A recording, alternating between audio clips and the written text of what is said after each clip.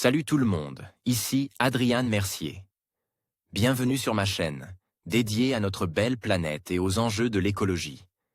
Si vous voulez en apprendre plus sur comment protéger notre environnement et adopter des gestes éco-responsables, pensez à vous abonner pour rester informé. Prêts à explorer ensemble? C'est parti. Bonjour à tous et bienvenue sur ma chaîne.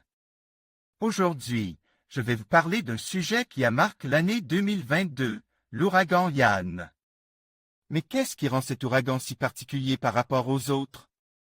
Dans cette vidéo, nous allons explorer ses caractéristiques uniques, son impact dévastateur et les leçons que nous pouvons en tirer. Restez avec moi pour découvrir pourquoi Yann a laissé une empreinte indélébile dans l'histoire des ouragans. L'ouragan Yann restera dans l'histoire des États-Unis et de la météorologie comme l'un des phénomènes cycloniques les plus dévastateurs. Il s'agissait tout simplement du pire scénario possible pour la Floride qui n'avait pas connu une catastrophe naturelle de cette ampleur depuis presque 100 ans. Explications et témoignages. Chaque année, 10 à 20 phénomènes cycloniques se forment dans l'Atlantique Nord. Parmi ceux-là, 5 à 10 atteignent le stade d'ouragan. La Floride est en moyenne touchée une fois tous les 3 ans par une tempête tropicale ou un ouragan. Depuis le début des relevés de 1851, environ 120 ouragans ont frappé les côtes de la Floride.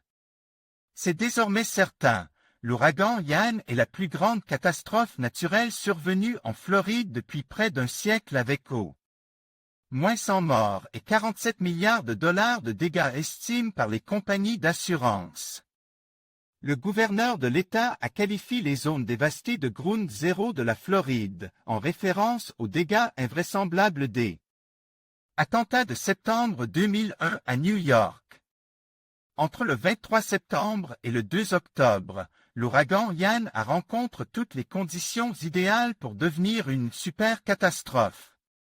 Un contexte météo explosif aux abords des États-Unis. Yann s'est développé de manière assez classique, comme une simple perturbation, dans le sud-est des Caraïbes.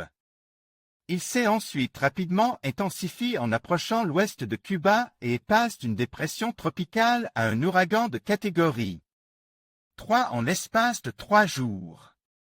Il attouche Cuba le 27 septembre avec des vents à 205 km/h avant de se diriger vers la Floride.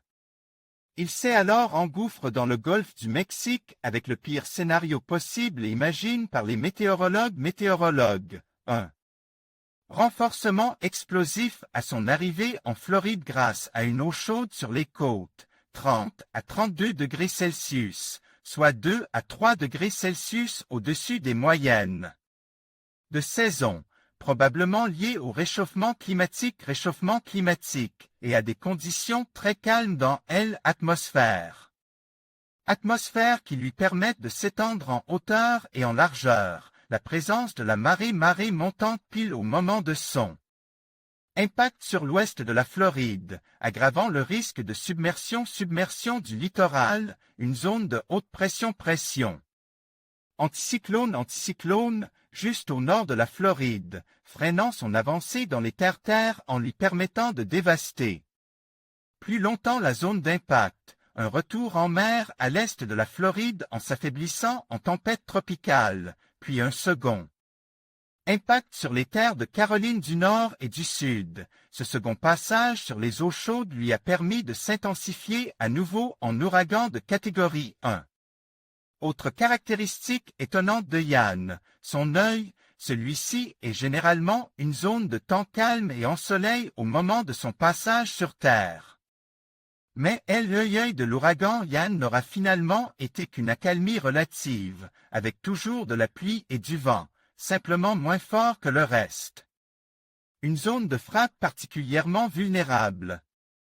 Dans la majorité des cas, les ouragans se dégonflent ou changent de trajectoire en s'approchant des côtes, raison qui explique pourquoi de nombreux habitants des zones en alerte refusent d'évacuer. Or, le 28 septembre, Yann a décidé de frapper l'une des zones les plus urbanisées de la Floride avec une intensité inédite, une arrivée en catégorie 4 avec des vents soufflant à 250 km/h. Certains relevés météo, moins officiels, le placent même en catégorie maximale 5 sur 5, avec des vents supérieurs à 255 km/h. Son impact sur Terre lui a fait perdre de l'intensité quasiment instantanément, le faisant quand même souffler à plus de 200 km/h à Fort Myers. C'est dans cette ville, la plus dévastée, que vit Caroline Brooks, qui a survécu au passage de l'ouragan en se calfeutrant chez elle. Elle témoigne, l'onde de tempête, la submersion des côtes, qui provenait de l'ouest a été épique. La direction des vents dans le murmure de l'œil aspire l'eau avec une force incroyable, en plus de la marée qui ramenait encore plus d'eau. Les autres ouragans que nous avons connus, Donna, Charley et Irma, n'ont pas frappé notre région aussi fort et aussi directement. L'ouragan Andrew, en 1992, est ce qu'il y a de plus similaire. Il arrive en catégorie 5 mais il la frappe de l'autre côte de la Floride. De ce côté-là, ils ont eu Andrew, nous, à l'ouest, nous avons maintenant eu Ian. Pour permettre à ces 2 chevaux de survivre, cette habitante a décidé de les lâcher dehors avec ses coordonnées sur eux, juste avant l'arrivée de l'ouragan. L'écurie a été détruite et les animaux ont été retrouvés sains et saufs. Située à 32 km de la mer, l'habitation de Caroline Brooks a été inondée avec 60 cm d'eau, bien moins que les zones littorales. Près de la plage de Fort Myers, la submersion a atteint un record en pleine ville, 3,6 mètres. Les îles qui bordent la côte de Fort Myers sont construites à outrance. Tout le monde était très conscient de l'immense danger que représentait le fait de construire dans ces zones, mais ils ont décidé de le faire quand même car, jusqu'à l'ouragan Charley en 2004, nous n'avions pas connu d'ouragan vraiment destructeur pendant 60 ans. Nous avons quand même eu Irma en 2017, mais son impact ici n'a pas été assez fort pour les empêcher de continuer à construire. Ils n'ont pas voulu tenir compte du fait que ces îles sont ce qu'on appelle des îles barrières. Elles ont un but, celui de faire barrage aux tempêtes. Si vous construisez des habitations là-bas, vous devez accepter le risque immense qui va avec, explique l'habitante. Une partie des plages a définitivement disparu sous l'eau. Sur une partie de la Floride, les dégâts sont considérés comme définitifs, et cela pour 2 raisons. Au niveau des habitations, une grande partie d'entre elles ne seront pas reconstruites.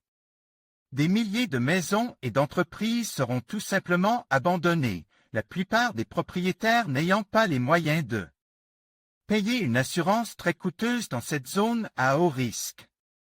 Cela mènera à des centaines de mètres, voire des kilomètres de bâtiments détruits, laisse tel quel, comme cela est toujours le cas dans certaines zones du New Jersey après l'ouragan Sandy en 2012 et en Louisiane après l'ouragan Katrina en 2005.